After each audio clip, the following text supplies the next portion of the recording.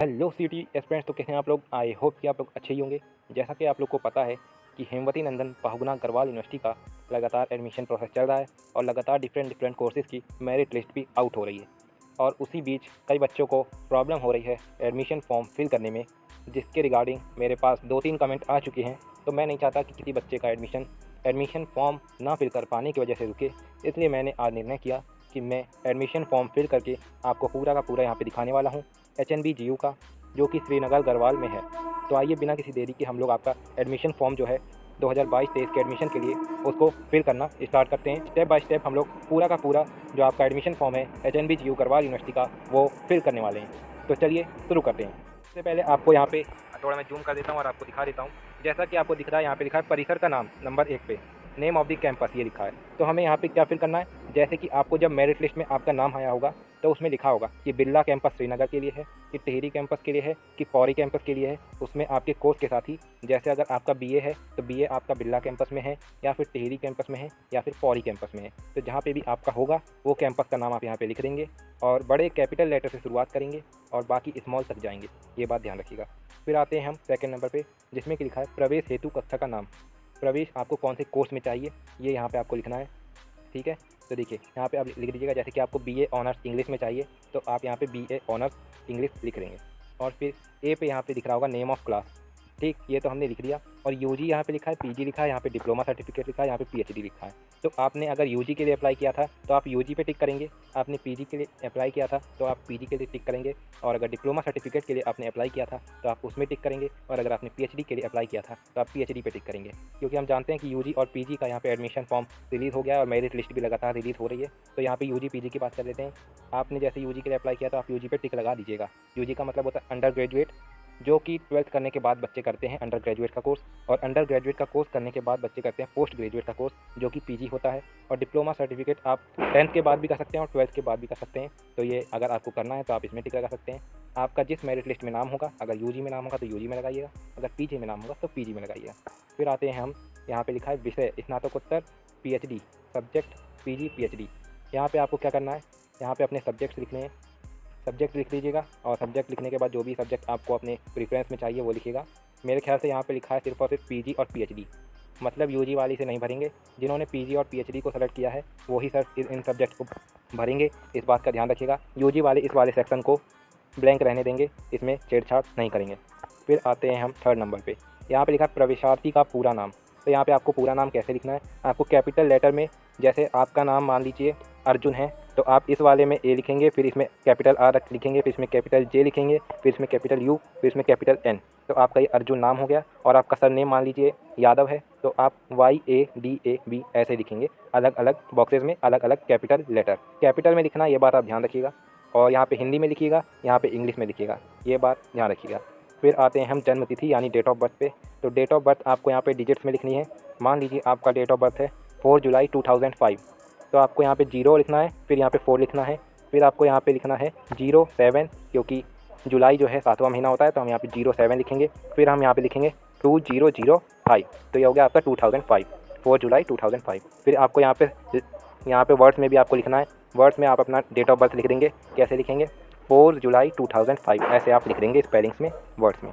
फिर आते हैं हम 5 नंबर पे, जहाँ पे आपकी आयु लिखी है। तो 1 जुलाई 2022 से पहले से आप जोड़ेंगे तो आपकी जो एज आ रही होगी वही आपको यहाँ पे लिखनी होगी, तो वो आप लिख दीजिएगा जोड़ के। फिर अब आते हैं हम सेक्स पे, तो यहाँ पे आपको अगर मेल है तो मेल लगा दीजिएगा, फीमेल है तो फीमेल, और ट्रांसजेंडर है तो ट्रांसजेंडर पे टिक लगा दीजिएगा। आधार नंबर में आते हैं, तो आधार नंबर यहाँ पे आपने डाल दीजिएगा, पिता का नाम यहाँ पे डाल दीजिएगा, यहाँ पे माता का नाम डाल दीजिएगा, और यहाँ पे रिलीजन आपको फिल करना है। यहाँ पे माता पिता का स्थायी पता यानी कि अपना परमानेंट एड्रेस जो आपका होगा वो आप यहाँ पे फिल कर दीजिएगा। फिर आते हैं स्थानीय अभिभावक का नाम, अपने फादर का नाम यहाँ पे डाल दीजिएगा अगर आपके फादर हैं। इन केस अगर आपके फादर नहीं हैं तो आपके साथ जो रहते हैं हमेशा उनका नाम आप डाल सकते हैं। फिर आते हैं हम यहाँ पे पता व फ़ोन नंबर, तो यहाँ पे अपना एड्रेस और फ़ोन नंबर लिख दीजिएगा। और फिर नेम ऑफ लोकल गार्जियन, आपके साथ में जो गार्जियन रहता है उसका नाम यहाँ पे लिख दीजिएगा। और छात्र से संबंध यानी आपसे उनका क्या रिश्ता है, मान लीजिए अगर आपकी मम्मी आपके साथ रहती हैं तो यहाँ पे आप मदर लिख सकते हैं, और अगर आपके मामा रहते हैं तो आप यहाँ पे अपने मामा का भी लिख सकते हैं, जो भी उसे इंग्लिश में कहते होंगे आप देख लीजिएगा गूगल पे। तो अब हम आते हैं एड्रेस एंड फ़ोन नंबर पे, तो यहाँ पे आप एड्रेस और फ़ोन नंबर डाल दीजिएगा जहाँ पे आप लोग रहते हैं। और फिर यहाँ पे आपको 12 नंबर पे कैटेगरी, यानी अगर आप जनरल से बिलोंग करते हैं तो जनरल पे टिक लगाइएगा, एससी से बिलोंग करते हैं तो एससी पे टिक लगाइएगा, एसटी से बिलोंग करते हैं तो एसटी पे लगाइएगा, ओबीसी से करते हैं तो ओबीसी और ईडब्ल्यूएस से करते हैं तो ईडब्ल्यूएस पे। और सब कैटेगरी में आते हैं, अगर आपने सब कैटेगरी फिल किया था एप्लीकेशन फॉर्म में, रजिस्ट्रेशन फॉर्म में, तभी आप लोग यहाँ पे टिक लगाइएगा, अन्यथा आप टिक लगाएंगे तो आपका एडमिशन कैंसिल भी किया जा सकता है, इस बात का ध्यान रखिएगा। ठीक है, तो ये सब आप देख सकते हैं। फिर हम आते हैं 13 नंबर पे। 13 नंबर पे यहाँ पे लिखा नेशनलिटी, तो राष्ट्रीयता क्या है आपकी, भारतीय राज्य का नाम।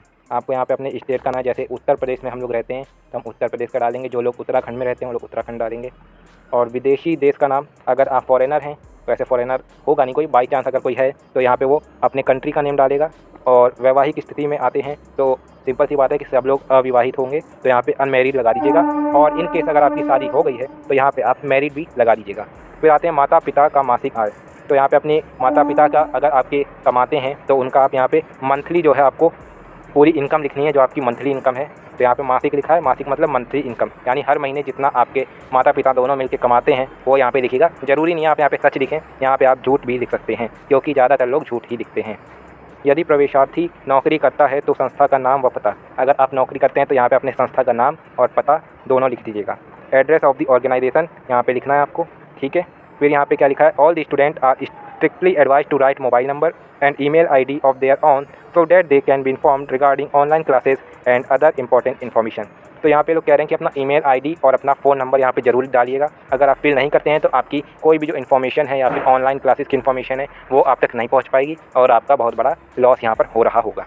तो अब हम आते हैं यहाँ पे 18 नंबर पे, क्या 16 नंबर है, तो यहाँ पे लिखा है विगत परीक्षाओं का विवरण, स्थानांतरण प्रमाण पत्र तथा चरित्र प्रमाण पत्र, इंग्लिश में पढ़ लेते हैं, details of the previous examination, original transfer and character certificate along with the attested copies of mark sheets must be enclosed with the form, incomplete form shall not be entertained। जैसा कि मैंने आपको merit list दिखाते समय बताया था कि आप लोग को कौन कौन से डॉक्यूमेंट्स हैं जो कि आपको इस एडमिशन फॉर्म के साथ अटैच करने हैं, तो यहाँ पे उन लोगों ने बताया है कि आपको original TC and character certificate इसमें अटैच करना है, और आपकी जो भी डॉक्यूमेंट्स है, मार्कशीट है आपके 12th क्लास की और 10th क्लास की, वो भी आपको इसमें जो है कि कॉपीज़ अटैच करनी है। और original transfer certificate and character certificate लगेगा आपका। बाकी जो आपकी मार्कशीट है उसकी यहाँ पे फ़ोटो कॉपी लग रही होगी, जो कि सेल्फ अटेस्टेड होगी, यानी उस पर आपका सिग्नेचर होगा और ईमेल आईडी भी आप उस पर देख सकते हैं। ठीक है, तो अब हम आते हैं यहाँ पे नेम ऑफ एग्ज़ाम। तो यहाँ पे देखिए आपको क्या करना है, हाई स्कूल अपने कौन से ईयर में पास की, मान लीजिए अगर आपने 2020 में हाई स्कूल पास की तो यहाँ पे 2020 आप डाल देंगे। और आपका बोर्ड कौन सा था, यूपी बोर्ड था, एमपी बोर्ड था, सीबीएसई बोर्ड था, जो भी बोर्ड था यहाँ पे डाल देंगे। और यहाँ पे सब्जेक्ट्स डाल देंगे, यहाँ पे डिवीज़न, यहाँ पे टोटल मार्क्स, जितने मार्क्स में आपका एग्ज़ाम हुआ था। मोस्ट प्रोबेबली यही है कि आपका 100 मार्क्स में एग्ज़ाम हुआ हो, और प्राप्तांक आपने कितने मार्क्स उसमें से गेन किए, मतलब आपने 100 मार्क्स में से कितना स्कोर किया, 100 में से 50 किया, 70 किया, 80 किया, ये यहाँ पे आपको लिखना है। और यहाँ पे आपकी परसेंटेज लिखनी है आपको, जितनी आपकी आई है 10th क्लास में वो आपको यहाँ पे लिखनी है। यहाँ पे आपको जैसे आपका 500 मार्क्स का एग्ज़ाम था तो टोटल आपके जो मार्क्स हैं आपने कितने गेन किए वो लिखना है। यहाँ पे आपको 500 मार्क्स लिखने हैं। यहाँ पे आपको डिवीज़न लिखना है, जो कि रिजल्ट में लिखा हुआ आता है, फर्स्ट डिवीज़न है, सेकंड डिवीज़न है आपका, या थर्ड डिवीज़न है। थर्ड से ज़्यादा डिवीज़न नहीं होते हैं, बाकी फिर इंसान फेल हो जाता है। फिर आते हैं हम यहाँ इंटरमीडिएट में, तो ऐसे ही इसमें सेम आपको ऐसे ही करना है। और इसके बाद तो आपने अगर कुछ किया नहीं है, अगर आप पीजी करना चाहते हैं तभी आपको इन सब की डिटेल फिल करनी होगी, नहीं तो आपको नहीं करनी होगी। फिर 17 नंबर पे आते हैं, तो अंतिम उत्तीर्ण परीक्षा, जो आपने लास्ट टाइम एग्ज़ाम पास की थी उसकी यहाँ पे आपको डिटेल देनी है। यहाँ पे एग्ज़ाम का नेम लिखना है, यहाँ पे आपको सेमेस्टर लिखना है, यहाँ पे रोल नंबर लिखना है, यहाँ पे आपको विषय लिखना है, यहाँ पे आपको रिजल्ट लिखना है, और यहाँ पे आपको रिजल्ट का मतलब यहाँ पे आप पास हुए कि फेल वो लिखना है, और संस्था का नाम, यानी जहाँ से आपने अपना एग्ज़ाम दिया वहाँ पे वो लिखना है। और आप अगर कोई भी पार्टिसिपेशन करना चाहते हैं इन सारे एक्टिविटीज़ में, करिकुलर एक्टिविटीज़ में, तो आप यहाँ पे टिक लगा सकते हैं। अगर आपको खेल कूद में इंटरेस्ट है तो आप यहाँ पे टिक लगा सकते हैं। और एनसीसी में आप जाना चाहते हैं, जवान बनना चाहते हैं, आर्मी में जाना चाहते हैं और एनसीसी ज्वाइन करना चाहते हैं तो यहाँ पे आप टिक लगा सकते हैं। एनएसएस में जाना चाहते हैं तो आप यहाँ पे भी टिक लगा सकते हैं, और अदर में भी आप टिक लगा सकते हैं। फिर आते हैं हम और नीचे चलते हैं, तो यहाँ पे लिखा है संलग्नों का विवरण, यानी यहाँ पे आपको जो जो चीज़ें आपने इस वाले एडमिशन फॉर्म से अटैच की होंगी उनको यहाँ पे लिखना है। जैसे आपने यहाँ पे ओरिजिनल करेक्टर सर्टिफिकेट अटैच किया वो आपको यहाँ पे लिख देना है। आपने यहाँ पे ओरिजिनल ट्रांसफ़र सर्टिफिकेट अटैच किया वो भी यहाँ पे आपको लिख देना है। और यहाँ पे आपको क्या लिखना है, आपने हाई स्कूल और इंटर की अपनी मार्कशीट यहाँ पे फ़ोटो कॉपी यहाँ पे अटैच की वो भी आपको लिखना है। तो ये सब चीज़ें आपको लिख देनी है, जो भी आप अटैच करेंगे इससे वो सब आपको यहाँ पे लिख देना है। फिर आते हैं हम प्रवेश समिति का निर्णय, तो इसमें आपको कुछ नहीं करना, ये सब यूनिवर्सिटी की जो काउंसलिंग कमेटी है वो करेगी, तो इसे आपको ऐसे ही ब्लैंक छोड़ देना है। और यहाँ पे आपका स्टूडेंट, इसे आप लोग फिल कर लेना है। यहाँ पे नेम ऑफ द स्टूडेंट डालिएगा और कैपिटल लेटर्स में डालिएगा, और यहाँ पे हिंदी में आपको डालना है। फिर आपको यहाँ पे फादर नेम डालना है, यहाँ पे मदर नेम फिल करना है, यहाँ पे डेट ऑफ बर्थ फिल करनी है, और यहाँ पे आपको अपनी कास्ट लिखनी है। आप कौन से कास्ट से हैं, जनरल से हैं, एसटी से हैं, एससी हैं, ओबीसी हैं, ईडब्ल्यूएस हैं, या जो भी हैं। और यहाँ पे रिलीजन आपको लिखना है, आप हिंदू हैं, मुस्लिम हैं, सिख हैं और कुछ भी हैं आप तो यहाँ पे लिख दीजिएगा। और सेक्स में आपको मेल, फीमेल और ट्रांसजेंडर में से किसी एक पे टिक लगाना है। और कॉन्टैक्ट नंबर यहाँ पे आपको डालना है, यहाँ पे आपको ईमेल आईडी, यहाँ पे आधार नंबर और यहाँ पे नेम ऑफ़ स्कूल जहाँ पे आप पहले पढ़ रहे थे और यहाँ पे आपको क्लास लिखनी है, यहाँ पे आपको सब्जेक्ट नहीं, यहाँ पे आपको जहाँ पे आप एडमिशन ले रहे हैं वो लिखना है, ठीक है। अब कैटेगरी में आते हैं तो कैटेगरी में आपको यहाँ पे अगर जनरल है तो जनरल पर टिक कीजिएगा, ये मैं आपको कई बार बता चुका हूँ इसलिए मैं इसे नहीं बता रहा हूँ। अब हम आते हैं name of state of domicile, आप कौन से स्टेट के रहने वाले हैं आपको ये लगाना है जहाँ का आपने अपना निवास प्रमाण पत्र बनवाया होगा, यानी डोमिसाइल सर्टिफिकेट आपका जिस स्टेट का होगा यहाँ पे वही लिखिएगा। अगर आपने उत्तर प्रदेश का बनवाया तो यहाँ पे आप उत्तर प्रदेश लिख सकते हैं और आपकी जो तहसील है वो आप लिख सकते हैं, आपका ब्लॉक आप लिख सकते हैं और पुलिस स्टेशन यानी थाना आपका कौन सा पड़ता है यहाँ पे आप वो लिख सकते हैं। यहाँ पे आपको अपना परमानेंट एड्रेस लिखना है पिन कोड और फ़ोन नंबर के साथ, और यहाँ पे आपको अपना जहाँ पे आप अभी रह रहे हैं वहाँ का एड्रेस आपको लिखना है और पिन कोड भी लिखना है और फ़ोन नंबर भी लिखना है। पिन कोड वहाँ का लिखना है जहाँ पे आप अभी रह रहे हैं करंट में। Name and address of the college, campus, institute last attended with year of passing out, यहाँ पे आपको वो लिखना है जहाँ से आप लोग लास्ट टाइम पढ़ रहे थे वो आप पे लिखना है और सारी डिटेल्स यहाँ पे आपको देनी है, कहाँ पे वो था, क्या नाम था उसका, सब कुछ यहाँ पे लिखना है। बैंक अकाउंट नंबर देना है with name and branch of the bank and IFSC code के साथ। तो यहाँ पे आपको बैंक का अकाउंट नंबर देना है अपना और बैंक का नाम भी लिखना है, ब्रांच भी लिखनी है और IFSC कोड भी लिखना है। फिर यहाँ पे आते हैं तो name, address and phone number of person to be contacted in case of emergency, local guardian, उसका नाम लिखना है जो आपके साथ वहाँ पे लिख रहा हो, जो वहाँ पे आपके साथ रह रहा हो और वो तुरंत आ सके, जब आपके ऊपर कोई भी हानि आए तो आपके पास तुरंत पहुँच सके, उस इंसान का नाम आपको यहाँ पे लिखना है, उसका फ़ोन नंबर लिखना है, उसका एड्रेस भी लिखना है और उसका नाम भी आपको यहाँ पे लिखना है। फिर आते हैं हम यहाँ पे फॉर ऑफिस यूज़, तो एडमिशन फ़ी रिसीप्ट नंबर और डेट, तो ये काम मेरे ख्याल से आपका नहीं है, ये काम यूनिवर्सिटी का है। फिर आते हैं हम यहाँ पे, तो इसे भी आपको फिल करना होगा। यहाँ पे आप अपना नाम डालिएगा, यहाँ पे मदर्स नेम, यहाँ पे फादर्स नेम, यहाँ कक्षा जिसमें प्रवेश चाहती है, तो यहाँ पे आप जौन से कोर्स में प्रवेश लेना चाहते हैं वो यहाँ पे आप डाल सकते हैं। छात्र छात्रा का स्थायी पता, दूरभाष नंबर, यहाँ पे अपना फ़ोन नंबर लिख सकते हैं और अपनी परमानेंट एड्रेस यहाँ पे आप डाल सकते हैं। फिर आते हैं स्थानीय अभिभावक का नाम व पता, एड्रेस ऑफ लोकल गार्जियन यहाँ पे डाल दीजिएगा, फ़ोन नंबर लिख दीजिएगा। बार बार वही चीज़ आ रही है, पता नहीं आप लोग को क्या प्रॉब्लम हुई है जो कि आपने कमेंट कर दिया है, फिर भी मैं बता दे रहा हूँ, चलिए कोई बात नहीं। पिछली संस्था का नाम और पता जिसमें अभ्यर्थी ने अध्ययन किया, तो ये फिर से वही चीज़ आ गई है। तो जन्म तिथि आप डाल देंगे, आधार नंबर भी आप फिल कर देंगे।